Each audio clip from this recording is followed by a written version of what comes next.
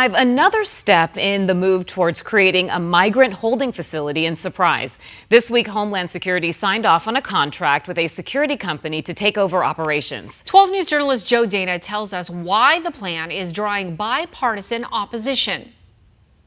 The local members of Congress raising concerns about this ICE facility say this isn't just about safety and logistics, but financial transparency. We should all be suspicious. Democratic Congressman Greg Stanton condemning the decision by Homeland Security to award a $300 million contract to a Canadian company for the purpose of retrofitting this warehouse to detain migrants. This administration went to a company, Gardaworld, that has no experience in managing a project like this. A Tampa Bay Times investigation found in 2020, the company Gardaworld took safety shortcuts in business operations, resulting in injuries and deaths. At the time, Gardaworld defended their practices and said safety of its people and the public is paramount. Joining Stanton Friday, a local Republican precinct leader, a church pastor, an anti-Trump activist, and a high school student body president. For students, this is not a political matter. It is a safety concern and fear.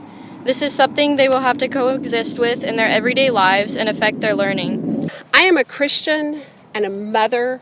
Republican Precinct Chair Lisa Everett says the detention center and what it represents does not reflect her religious values. She says keeping it out of Surprise is important enough. She's willing to stand with Democrats. There's a reason the federal government did this without telling anyone, because they knew we would say no.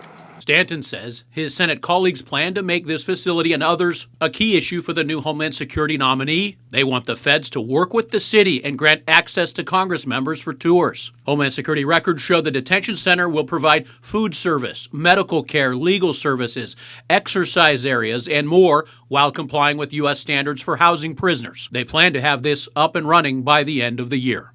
Joe Dana, 12 News. Joe, thank you. Republican Congressman Paul Gosar, who initially joined Democrats demanding answers, more recently said he believes Homeland Security will act responsibly and work with the city.